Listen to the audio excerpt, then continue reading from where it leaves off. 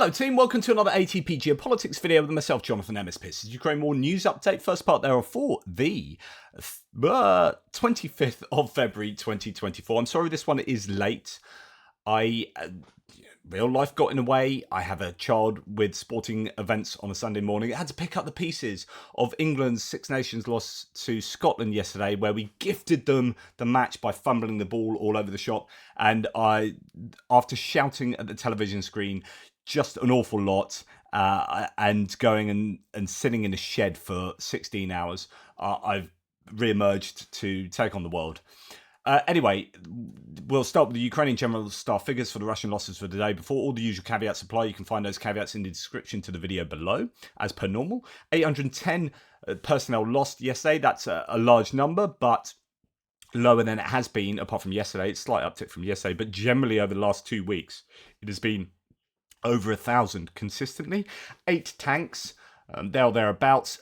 16 armoured personnel vehicles will hurt, but not as much as we have seen. 29 artillery systems. Likewise, still a really significant number there, but we have seen higher days recently. And then we have 23 vehicles and fuel tanks, exactly the same, and 2 pieces of special equipment. So fairly typical day, I guess, looking at the averages. We'll concentrate a little bit more on averages and figures in a second, but I'm going to first of all just alert you to the Andrew Perpetua stats, and we can see that it's not quite parity but close to, which is not to Ukraine's advantage, even though just looking at that intuitively, well, Ukraine have done better than Russia. Russia do need to be losing 3 to 5 times as many pieces of equipment than Ukraine is, as far as I'm concerned. That's my kind of intuitive claim. The 4 Russian items here are drones, and 3 Ukrainian ones are drones. I would not include these on the list because I just believe that they are far less valuable in terms of they cost far less, and yeah, nonetheless, that's what Andrew has here. Okay, for the Ukrainians, let's see. An S-300 PS launcher taken out by a missile strike. I don't know about that. That has been destroyed. That's an air defense. Massive loss to the Ukrainians. So that is huge. 3 radar installations. That P-18 I showed you yesterday, but there's also a KP-5N63S radar and an IEMHR radar as well, radar. So that is a big loss to the Ukrainians. I think, a really high value set of losses in the air defense and radar sector will be, that's a sore point for the Ukrainians. A boat, some artillery, a tank, possibly an M55S. Is that the first one of those? That's the upgraded old T55 Slovenian upgrade with an Israeli company. Fairly decent bits of kit, even though they are based on the old. It is the old T55. But yeah, one of those taken out there. BMP, trucks and civilian vehicles. So I'd say that's just with those top line items. That's some significant losses for the Ukrainians. Right, for the Russians, surveillance and comms equipment, an engineering vehicle.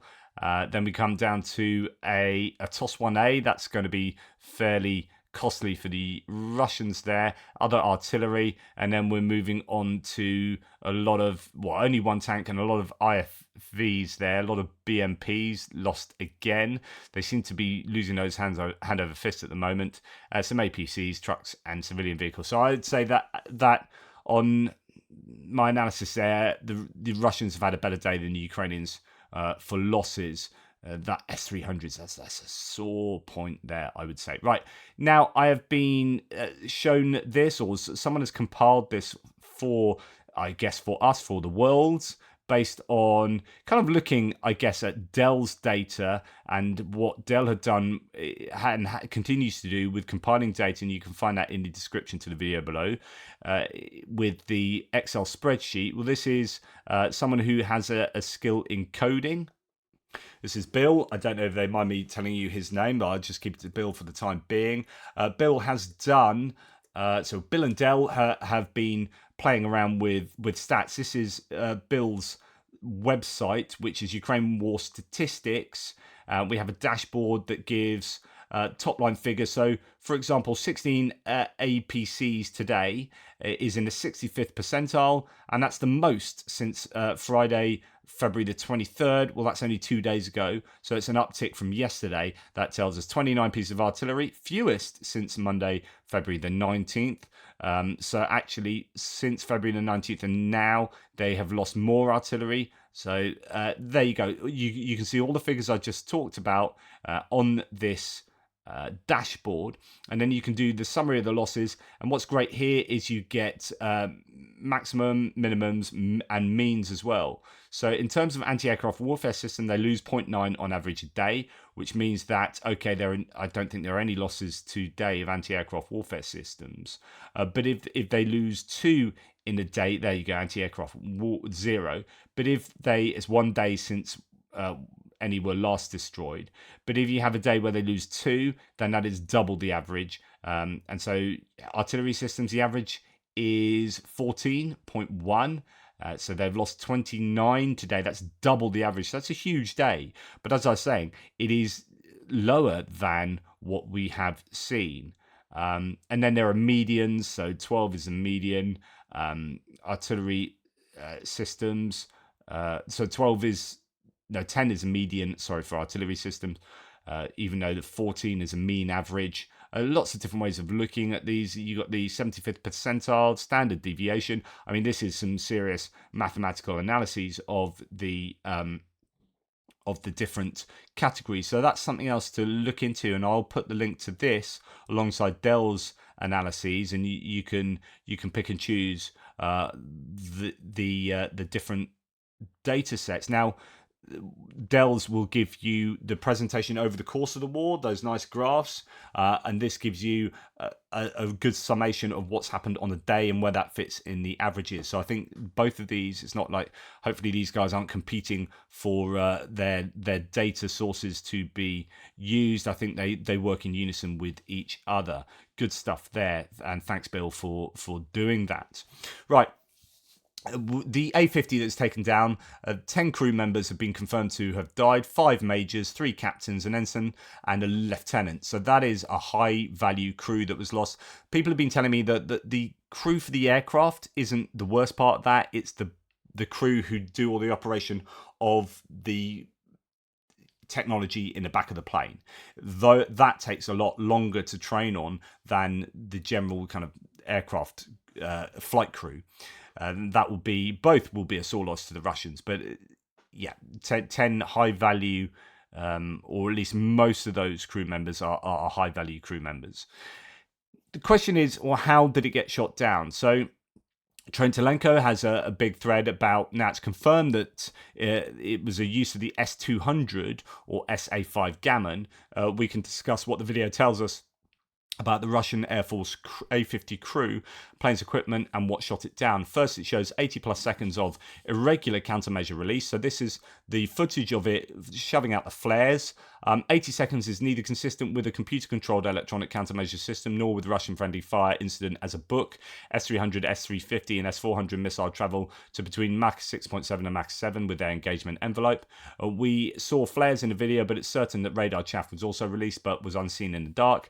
As a 5V-28 missile of the S-200 or SA-5 has a radar signature rivaling a MiG-25 Foxbat. This extended A-50 countermeasure release is consistent with an S-200. In other words, what he's saying is the release of the flares look like it is in response to an S-200 engagement with radar warning receiver blaring at a VKS pilot that a 5N62M square pair was in its initial fine tracking to get accurate range and angle for a Mach 3 missile at over 250 kilometers. The A-50 crew would start toggling expendable countermeasures when square pair radar dropped range finding modulation into pure monochromatic carrier wave illumination. I have no idea what any of that means. The full S-200 engagement sequence is at the link and in the clipped text below. Various accounts say that the VKS A-50 crew was climbing after takeoff at the time of the missile attack. The crew should have dived hard to get below the radar horizon of the S-200 5V-28 missile shot and dumped most of the expendable countermeasures in the final dozen seconds of the engagement to fill the seeker engagement basket with expendable decoys. In other words, rather than climbing, it should have really gone down hard to get below radar level. Radar is dependent on the curvature of the Earth and all sorts of things, and it should have dived so that it wasn't detectable, and then released all its expendables, so chaff and flares and all sorts, to try and tempt the missile away from the plane. The A-50 crew did neither because it lacked both modern electronic warfare equipment and training. By way of comparison, the late Cold War era EF-111A Ravens and Prowlers had the S-200 SA-5s measured during Operation El Dorado Canyon in 1986. Could there be something else going on here? Air Power Australia reported the S-200 was exported to Belarus, Uzbekistan, Bulgaria, the Ukraine, Czechoslovakia, Hungary, Poland, India, North Korea, Libya, Syria, and more recently Iran. Poland did a digital upgrade of their S-200 SA-5 Gammon system before it was withdrawn from service. It was reportedly in storage when the Russia-Ukrainian war began, and Air Power Australia also reported that hybrid digitized interfaces and software were available for the S-300 PMU-2 Favourite, the SA-20 Gargoyle, and the S-400 Triumph, SA-21 to control the S-200 Vega SA-5 Gammon and its 5N62 square peg engagement radar, so the latter would only update the S-5V-28 missile. In other words, the way I understand this is that there are digitized, upgraded software. There is that software available for the S-200. So the S-200 is an old system that the Ukrainians are using for air defense at the moment, and I think they've used them to attack ground targets too. And they've obviously got a haul of S-200s, probably from their own stockpiles, but also from other nations such as those mentioned previously. And they have been tinkering, I think, and upgrading. It's already got upgraded capabilities from its original form, but also, as Trentelenko says, given that Ukraine has been provided integrated air and missile defense, that's IAMD, Battle Command System, IBCS, Engagement Operations Center, EOC, from the US, it's likely that this was all plugged together. In other words, you're not just using the capability of an old school S-200 missile, you can plug it into this whole network of kit that even the US hasn't tried this out. I think Ukraine got the first version of this, the first kind of working version of this, and it means that with kind of Link 16 and everything, they can link together all their radars and air defense systems, network them all together, and then use otherwise less capable pieces of kit to do things that arguably that are beyond their own capability range, because it's all linked together in almost a kind of Franken-Sam way. So as Trentelenko here says, think of it as another Franken-Sam with the S-200 in the same firing role as a proposed Patriot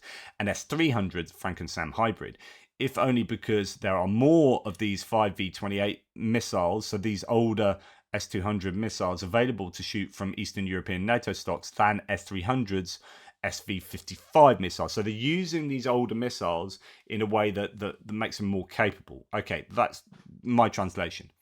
Now, not everyone agrees though, and there's quite a lot of disagreement here. Russian sources report that the A-50 was lost by friendly fire. As always, Russians claimed it was a friendly fire, air defense fire. But as I've said before, they do that primarily because it's less embarrassing for them than the Ukrainians being good. They'd much rather admit that they made a mistake rather than the Ukrainians had the skills and the equipment to be able to take down really big targets like that. Special Curse on Cat here goes to look into all the different claims here. According to the source interlocutors of the GOR, all 10 Russians who were on the A-50 plane died, among them 5 majors, 3 captains, an ensign, and a lieutenant, as mentioned. It claimed, what else do I want to say from here?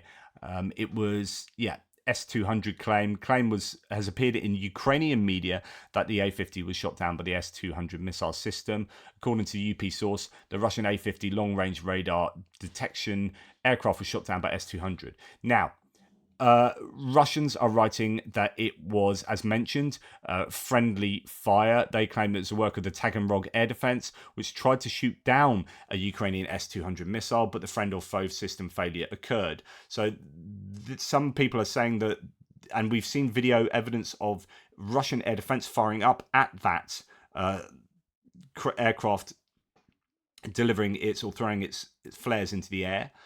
What was going on there? Was that the air defense system firing directly at their own Russian aircraft, or was that firing at S-200 missiles that themselves were coming in to take it? John Ridge has given some further analysis. He was very early on saying that it looked like, because of that video that showed here. So that's the air defense missile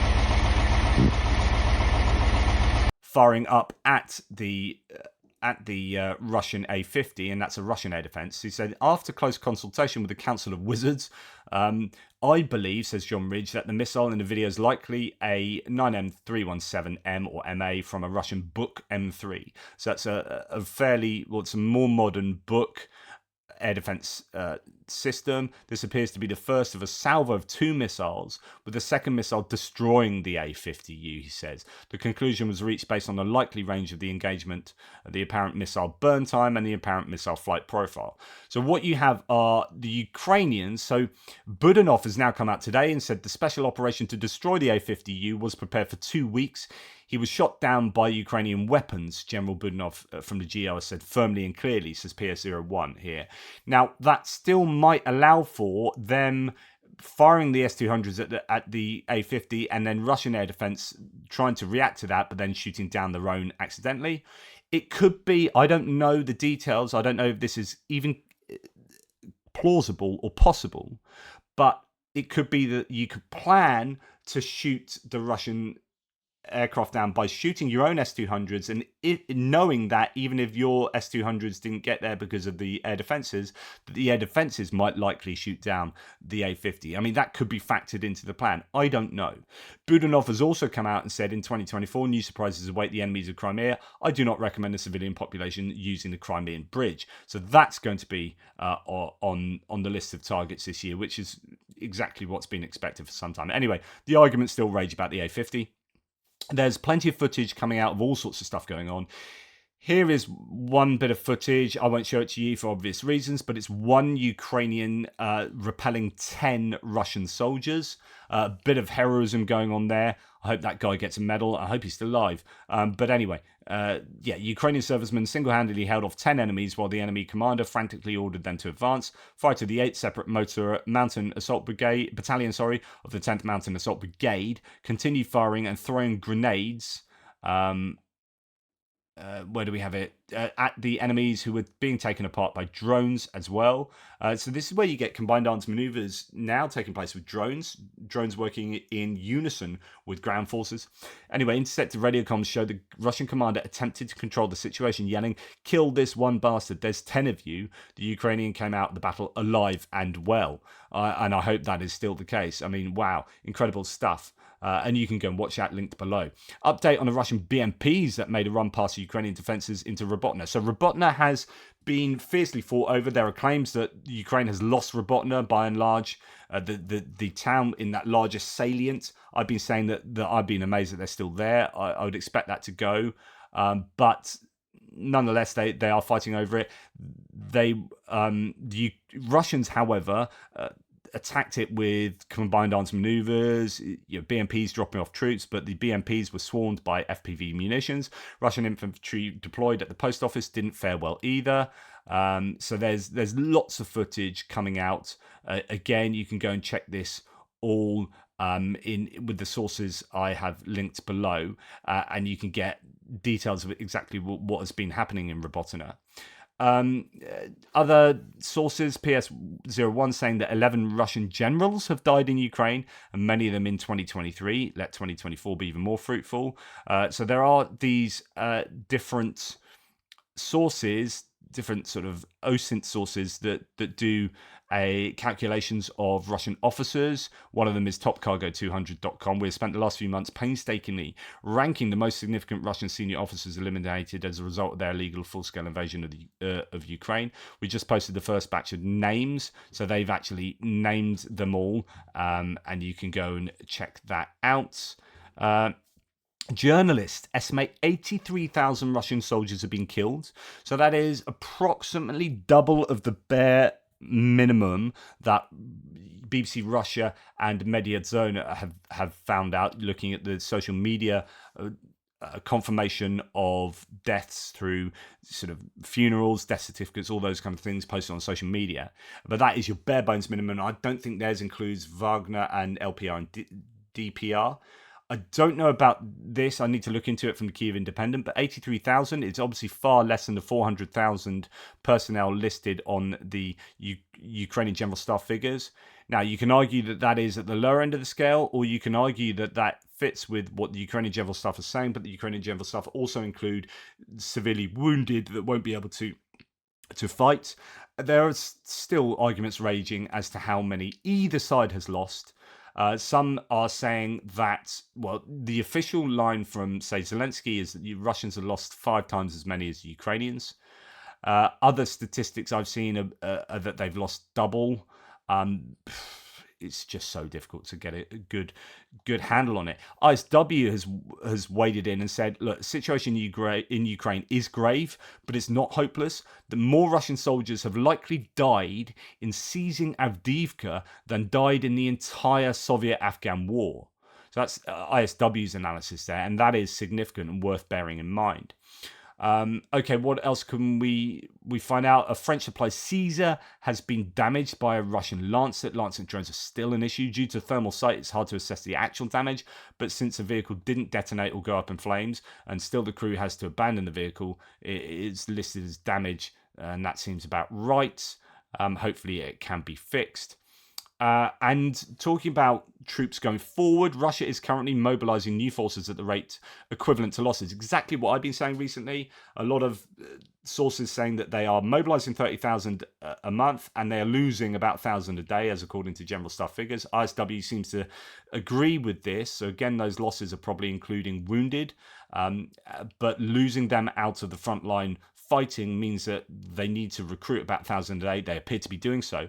That allows, as ISW says, Russia to reinforce attacking units and sustain its offensive campaign consistently. So they're able to keep going at this incredible rate of attrition because they are able to resupply their own forces with fresh recruits to the tune of 1,000 day, and that means 30,000 a month is coming from abroad, coming from prisons, coming from mainly the eastern reaches of Russia. It's not that they're prima facie racist and recruiting ethnic minorities into their armed forces because they don't like ethnic minorities. It's more to do with institutional racism, which is a result of Moscow and St. Petersburg and Yekaterinburg getting all of the investment of Russia, and all the rich people live there and the elites live in these places, and there's no investment really in the ethnic minority eastern reaches, your Buratia and places like that, Tuva,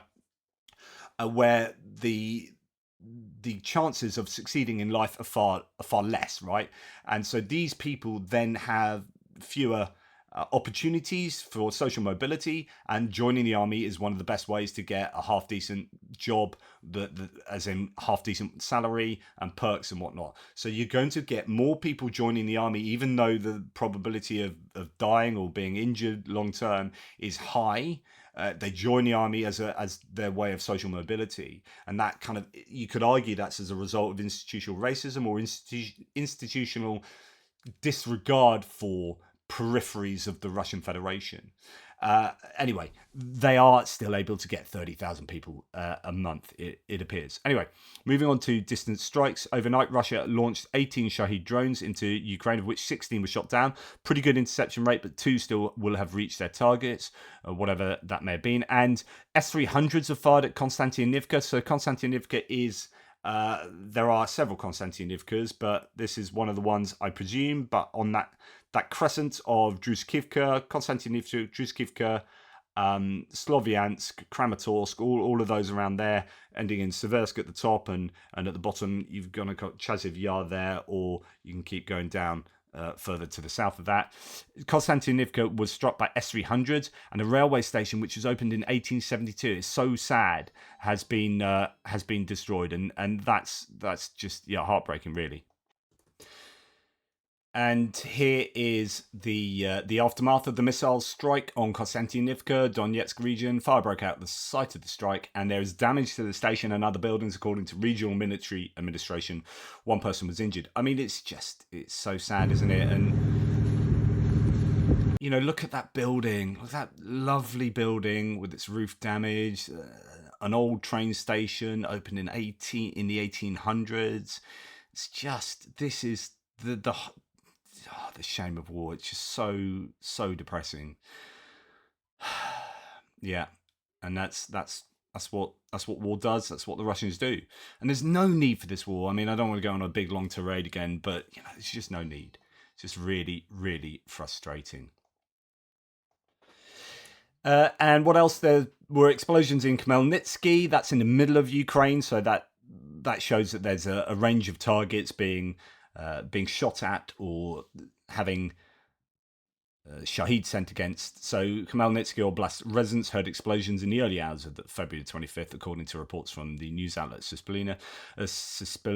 That is probably drones getting shot down by air defense, but there were two that were successful or didn't get intercepted, so who knows where they were aimed at. And just to let you know, remind you, it's not just, unfortunately, humans that suffer, but these missiles and shaheeds and the big bangs, they affect animals as much as they do humans, of course. And we see a lot of these sort of bits of footage. It's quite heartbreaking, isn't it? Then going back to the A-50 subject, the shoot down of the A-50 does not mean that Russians will launch fewer missiles over Ukraine, according to Yuri Ignat, but it does reduce the capabilities of radar reconnaissance. So I don't know exactly what the ramifications of taking out the A-50 will be in the Russian missile barrages against Ukraine. I guess we'll see going forward. Right, now moving on to other bits and pieces. I thought this was particularly interesting because I spoke to Greg and Zhenya when I was out in Ukraine, and we passed the Kyiv airport, the main airport there, and I was saying there were 2 test flights out there recently that were obviously there were no passengers or anything, but they were just kind of testing the runways and testing the ability to fly out from Kyiv. And I said I wonder whether they're going to get flights up and going the next year, and both of them said absolutely not, no chance of it happening at all. But there is this claim, so there is a high probability of flights to Ukraine resuming this year, says the head of the International Council of European Airports. Olivier Yankovets points out that despite the risks, Ukraine doesn't stop trains. However, everyone decided aviation is more dangerous, and there is something about that. You're like, why can you have trains flowing in and out of Ukraine unhindered, and yet flights are a no-go? Is that a false distinction there? Would flights be more vulnerable? Could they be vulnerable to air defense from Ukraine themselves? You'd have to be really careful about how you operated civil aviation into and out of Ukraine from both a Ukrainian and a Russian point of view. Right.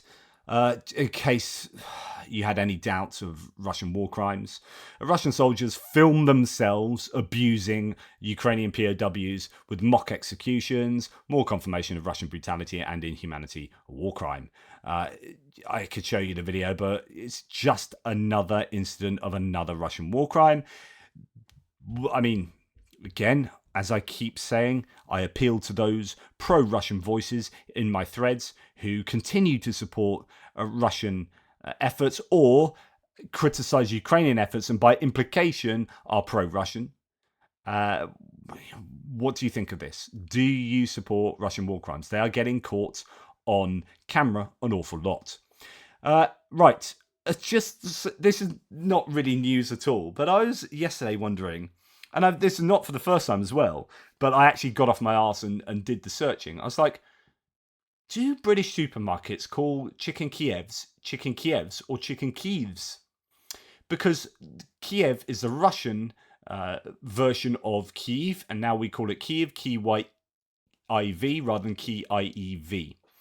Now, in the UK, I don't know if this is a thing in the US, but in the UK, we have a pretty bog standard meal called a chicken Kiev. And a chicken Kiev is a chicken, breadcrumbed chicken breast with garlic butter in the middle. And you buy them from the supermarkets in twin packs, they're 10 a penny. Have they changed the name to Chicken Kiev, or is it still Chicken Kiev? Anyway, I was looking, so I looked at 4 supermarkets. I looked at Waitrose, which is your upmarket UK supermarket. They're now called Chicken Kievs. That's cool. I look at Sainsbury's, which is fairly upmarket, kind of often thought as being the upper end, and they are Chicken Kiev. And then Asda, which is your bog standard supermarket, they are Chicken Kievs. Tesco, which is your general kind of middle of the road one, is a chicken Kiev. So 50-50. But I don't know whether the kind of where the supermarkets sit on the scale of like quality. I know people might argue about that, whether that has anything to do with it. But the two at the slightly kind of better end maybe of the supermarket spectrum are to call them chicken Kievs. So I don't know what that says. Now, just random aside there. David Sachs here, who's an American pro-Russian voice. He is a friend of Elon Musk, and Elon Musk refers to him quite a bit. We have seen something like, is it 7 Russian planes shot down recently? We've seen the A-50, so that's arguably 8. Could be even more. I'm not sure how many of the Sukhois were shot down the other night, the same night as the A-50, but nonetheless. Then lots of people talk about F-16s and whether F-16s were responsible for any of these shoot downs. David Sachs says F-16s won't change the outcome of the war. The Russians have a strong air defense. The Ukrainians only have a handful of trained pilots. Most flights will be suicide missions. The serious experts know this. Do they?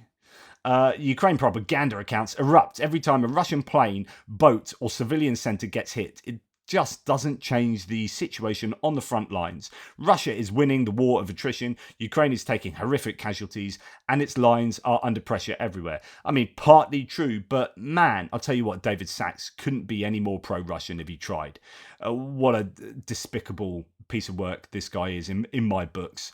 Yeah, so I have no time for him, but just spouts Russian propaganda consistently. And it's like, Ukraine propaganda accounts erupt every time a Russian plane. This was in response to the A-50 going down.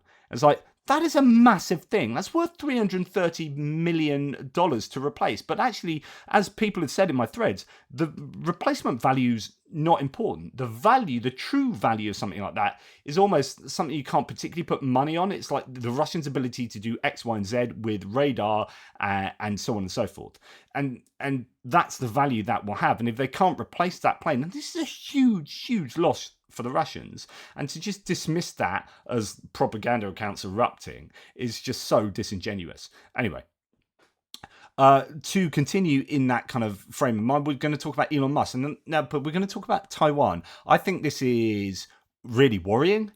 Let me know what you think. So, Representative Mike Gallagher writes to Elon Musk following meetings in Taiwan.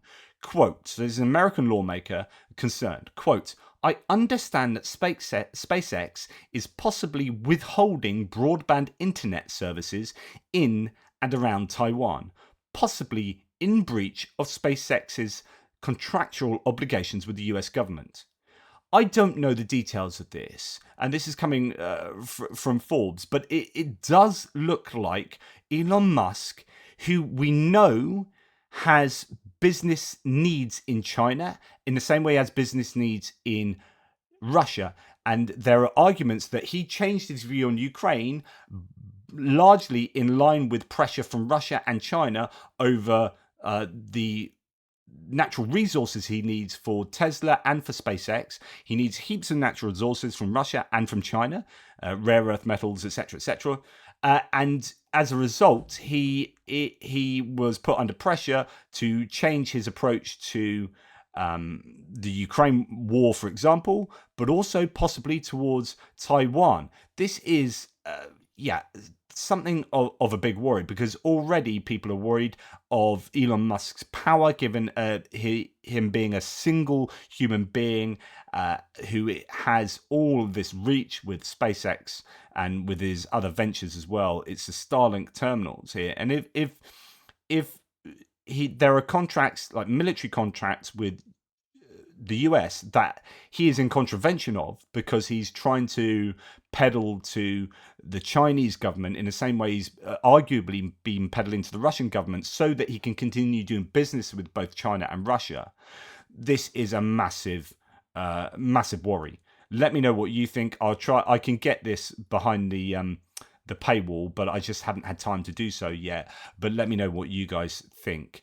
And then finally, this war, as I mentioned with the animals, is not just about humans. Actually, there are so many costs to the war in Ukraine. Almost $63 billion is the damage that Russia has caused to Ukraine's ecosystem over the 2 years of full-scale war. Of course, the most significant damage is in the east, in Luhansk, Donetsk, and Kharkiv regions. It is a massive shame, this. Russia's full-scale invasion of Ukraine has caused significant damage to the environment. Damage is estimated in billions of dollars, and Russia's actions have affected the environment in all regions of Ukraine, but obviously some far more than others. Donetsk being the most, Luhansk the second, and then Kharkiv. Interestingly, Zaporizhia and Kherson further down that list, but of course the impact of the Novokakhovka dam was keenly felt there. Absolute shocker. So the total environmental damage has been estimated at $62.6 billion, while Latvia's entire GDP in 2022 was $41.2 billion. So the entire GDP, the kind of net productive worth of Latvia, was less than the environmental damage caused to Ukraine.